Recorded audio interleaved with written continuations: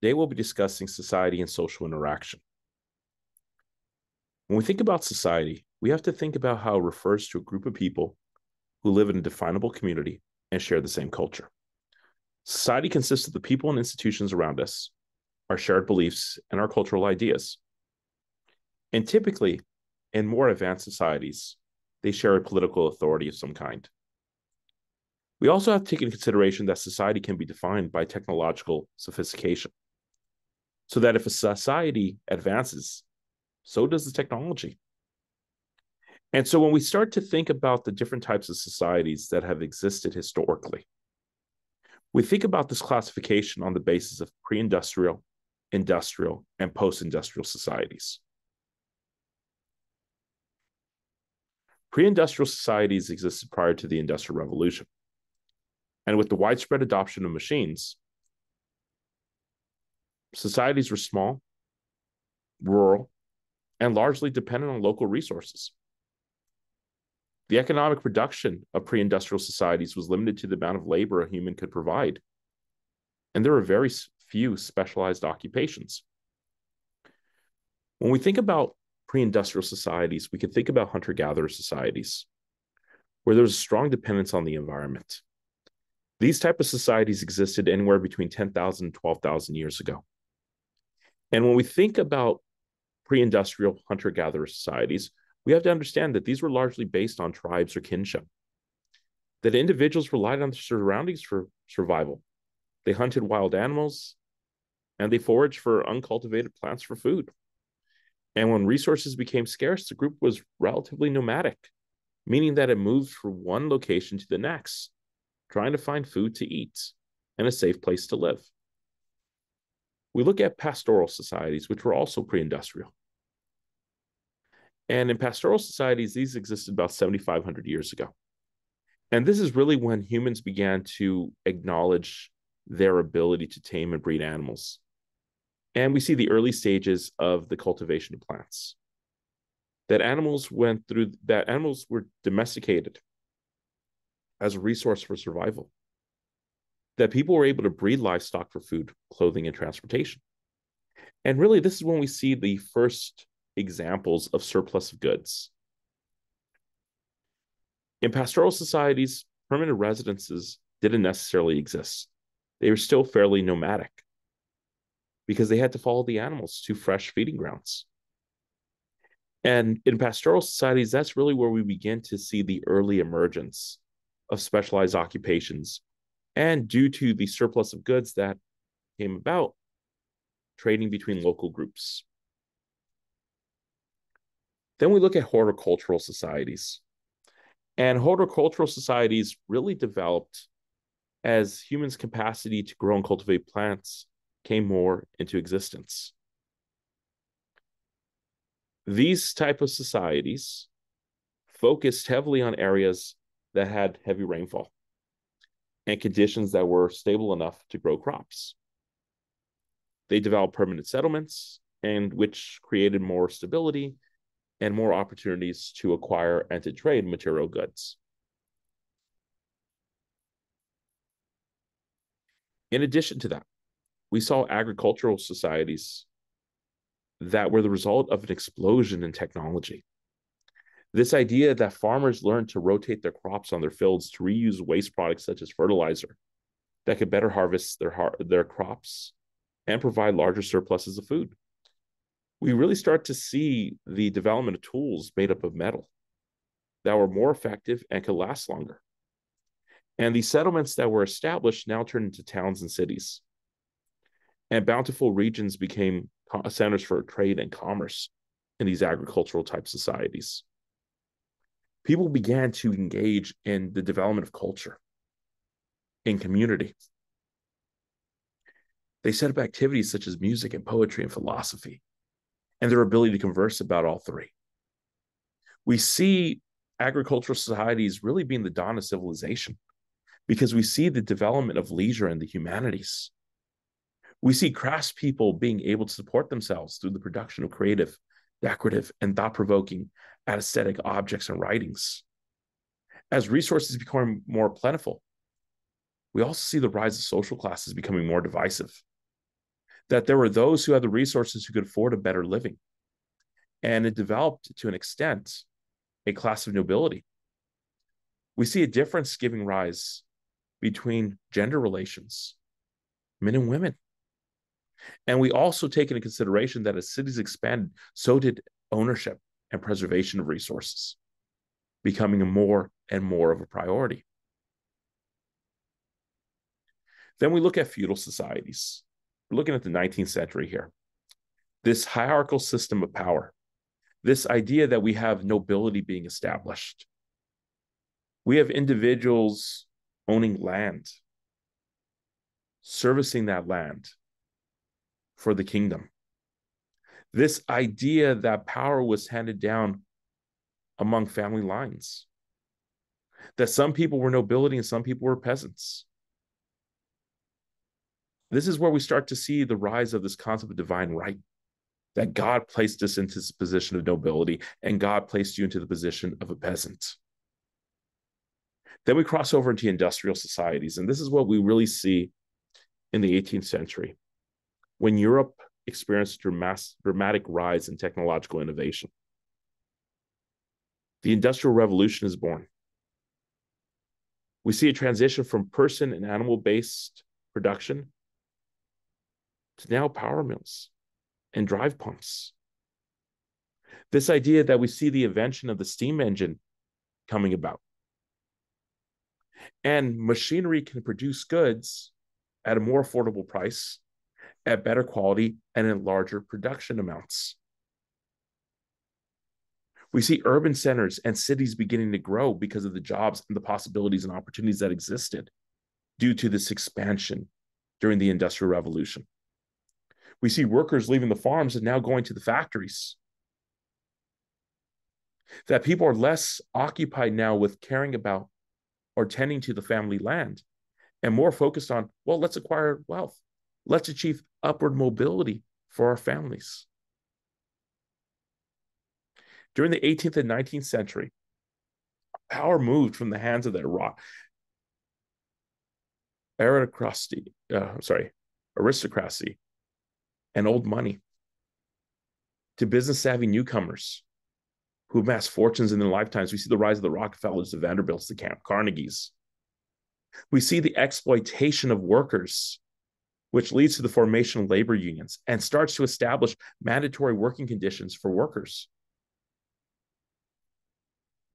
Then we look at post-industrial societies. Post-industrial is essentially what we're living in now. Information societies. Information societies are based on the production of information and services. We see the rise of digital technology, for example. We see since the economy of information society is driven by knowledge, non-material goods, power lies with those who are in charge of storing and distributing information. As we mentioned before, we're looking at service providers now. Individuals who serve as business consultants and software programmers as opposed to producers of goods. We see social classes being divided by access to education and the ability to acquire technical skills. And the idea that technical skills and education are tools for success in the post-industrial society. We look at Durkheim and his relationship to functionalism. If you recall, mechanical and organic solidarity, mechanical solidarity being the glue that holds society together. This idea that society is held together by personal and emotional bonds to one another. This idea that we all have to perform our job duties and our responsibilities in order for our group to survive. Organic solidarity focusing on interdependency and a degree of independence as well. This idea that our relationship and our working relationship is only conditional on one key aspect. I need you for as long as I need you. And when I no longer need you, well, we go our separate ways. Durkheim argued that individual behavior was not the same as collective behavior. And studying collective behavior was different from studying an individual's actions. Well, what does that mean? He argued the collective conscience, communal beliefs, morals, and attitudes of a society. And he believed that any violation of societal norms, beliefs, or values can lead an individual to become isolated and labeled as deviant or different. And by doing so, an individual is excluded from daily activities of society. In other words, if an individual is labeled a deviant, they are threatening the status quo. And structural functionalism is all about maintaining the status quo. Durkheim focused on social integration, that the strengths of people's ties to one another and to their social groups, well, that was a key factor to social life. That helped maintain the status quo and stability within our society. The idea that our society is a living organism, and our societies are simple and our societies are complex. Once again, mechanical, organic solidarity. And that when we start to think about how our societies are organized, and we think about the fact that our division of labor in a capitalistic society is largely based on specialized skills, that our social order is based around, to an extent, an acceptance of economic and social differences, that in many ways, structural functionalism has evolved in industrial societies and post-industrial societies to an extent. This idea that not everyone's required to assimilate, and that's okay, because it allows individuals with differing beliefs and values to coexist. And that we have laws that establish what we call formalized morals. And that these are based on restitution as opposed to revenge.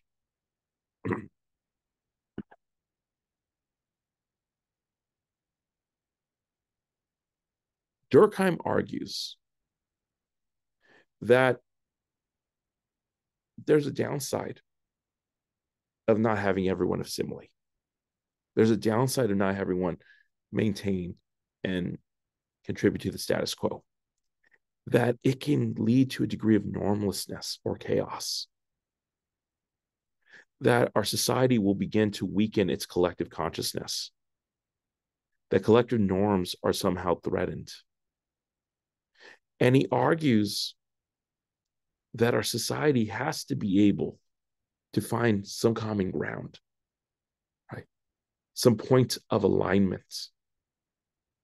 That because people are independent and interdependent to an extent, depending on the task, we cannot afford to alienate one another because of our differences. And of course, we look at Karl Marx. And if you recall from chapter 1, Karl Marx is the godfather of conflict theory. This idea that there's a constant battle between the bourgeoisie, the dominating class, and the proletariat, the workers. And this idea that this nonstop battle creates class antagonisms,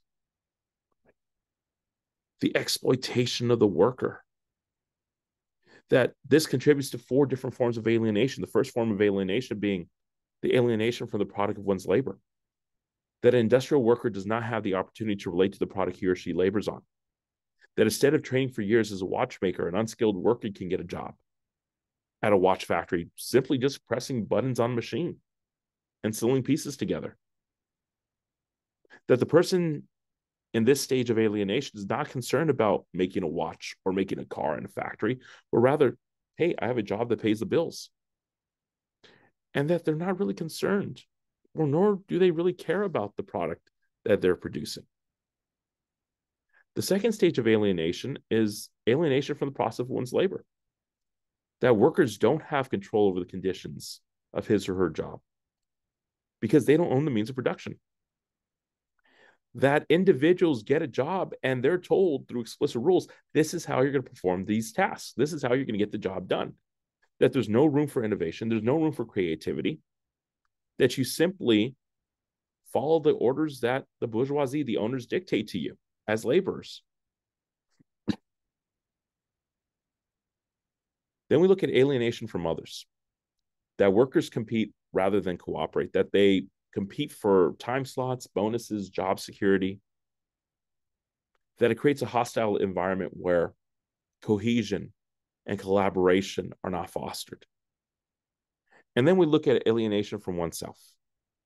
And Marx argues that this is the final outcome of industrialization. because it's a loss of connectivity between a worker and his or her occupation. They have nothing that ties them to their labor anymore. Therefore, they begin to lose their sense of self, that they no longer can take pride in the products that they're producing, because in reality, these products are now being produced by machines. That they're just simply pushing a button, pushing a button, pushing a button. And there's really no emotional connection to the products that they're producing. Karl Marx argues that people have, due to alienation, no control over their life. And he says that capitalism is a real threat. And the only way that capitalism in an industrial or post-industrial society can be challenged is if the working class of the proletariat rises up and rebels. And then we'll look at Max Weber. And Max Weber looks at social class again, and he looks at status, and he looks at power.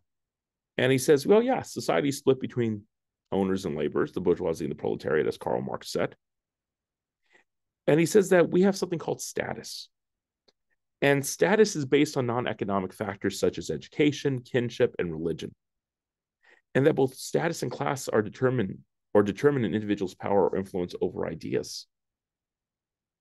So Max Weber starts to think about this concept of rationalization, that a rational society is built around logic and efficiency, as opposed to morality or tradition. And he argues that capitalism is entirely rational because it has the potential to lead to efficiency and a merit-based system. However, Weber also warns that capitalism could be negative when it's taken to the extreme. When we have too rigid routines, where we have strict designs that lead to mechanized work environments, and where there's no creativity, where everything is identical in nature. Weber also looked at the culmination of industrialization and rationalization. And he referred to this as the iron cage, in which individuals are trapped within institutions and bureaucracies. Right? And this can lead to a disenchantment of the social world, the final condition of humanity. This idea that in a rationalized modern society, we have supermarkets instead of family-owned stores. We have chain restaurants as opposed to local eateries. And then we start to look at this concept of habitualization. And habitualization describes how any action that is repeated frequently, becomes cast into a pattern, which can then be performed again and again and again in the future in the same manner and the same economical effort. Well, Berger and Luckman argue that not only do we construct our own society, but we also accept it as it is, because others have created it for us. The idea that society is a habit, we just go with the flow. We maintain the status quo. This concept of institutionalization, the process or act of implanting a convention or a norm into society through consensus, both prior and current consensus. This idea that if, according to theorem, that if men define situations as real, then they are real in their consequences. In other words, people's behaviors can be determined by their subjective construction of reality rather than objective reality. Well, what does that mean? That we start to be prejudiced in our thoughts, that we use our life experiences to determine our behavior as opposed to having hope and being objective. We look at symbolic interactionism. Remember the meaning of symbols, the meaning of language, the meaning of gestures. That language and body gestures oftentimes reflect our own values. And you want to think about that, for example, depending on the culture that you're interacting with. This idea that language may carry with it multiple meanings. Words may carry with them multiple meanings. Gestures may carry with them both positive and negative meanings. And you may not mean any level of offense, but individuals may interpret it as such. We look at this concept of roles. And roles are patterns of behavior that we recognize in each other that are representative of a person's social status. Think about it. We're listening to a lecture right now. We're reading the course notes that we receive through Canvas. We're playing the role of a student. For some of us, we may identify as male or female. Well, we begin to play the role of a son or a daughter, of an employee, of a friend. And that there are various roles that are associated with different statuses that exist within our society. And we use the term status to describe the responsibilities and the benefits that a person experiences according to their rank and role in society. And that some statuses are ascribed. You're born into them, such as being a son or a daughter, eventually being elderly. And some statuses are achieved. High school dropout, college graduate, self-made millionaire, nurse, doctor, lawyer, professor, that you work towards accomplishing these things, these statuses. And we understand that a person can occupy multiple roles and multiple statuses. That even a single status such as a student is very complex in nature. That we experience role strain at times when too much is required of a single role. Think about being a parent. You're not just the father or the mother of that child. You're also a cook, a maid, a driver, someone who problem solves. You may be a source of moral guidance, and the list goes on. And then we look at the concept of role conflict. When one or more roles are contradictory. The idea of being a partner as well as being a child of someone. Each role has certain demands, and they may be in conflict at times. Or being a college student can be a conflict, an example of role conflict. Because for some of us, we're employees. For others, we're athletes. We're obviously students. And we have friends. And all these are at war trying to gain our attention and time. We look at the concept of role performance. And that's how a person expresses his or her role.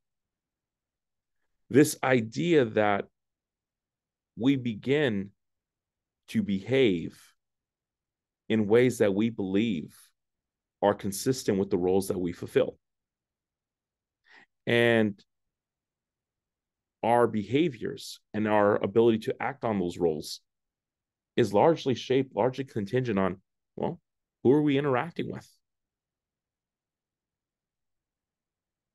You think about how you behave when you're with a group of friends, right? And you think about the roles that are associated with, let's say, having friends over. We provide food, we provide seating, we serve our guests. And we're essentially playing a game when we do this role performance, because we're going to adopt different personas and different actions and behaviors depending on the social setting at hand. We look at this concept of impression management. This idea that we want individuals to have a certain perception of us. So we dress and we behave a certain way. So we carry certain props around. And we assume that individuals' behaviors are going to be shaped on the impression that we're exhibiting. So you think about having the term DR, doctor, in front of your name. And when you sign doctor on a paper, you're maintaining or you're shaping an impression that people have. One of intellectualism, one of knowledge, one of commitment, one of scholarly work. And lastly, we begin to think about what Cooley argues to be the looking glass self. This idea that we base our image, our impressions on who we think other people see us to be. We try to imagine how we must appear to others, and we react to that speculation. So we wear certain clothing, we prepare our hair a certain way, we wear makeup or cologne, all with the notion that our presentation of selves is going to affect how others perceive us. That we expect at times certain reactions to our behaviors and actions. Cooley believed that we imagine how we look to others, we draw conclusions based on their reactions to us, and then we develop our personal sense of self. In other words, people's reactions to us are like a mirror in which we are reflected. If someone thinks we're beautiful, then we're going to think we're beautiful. Someone thinks we're intelligent, then we're going to think we're intelligent. And Cooley's essentially arguing that when we interact with people, when we're conversing with individuals, we're essentially seeing ourselves at the same time. And we begin to shape our behavior to appear to be more favorable to those individuals. That wraps up today's lecture. Thank you.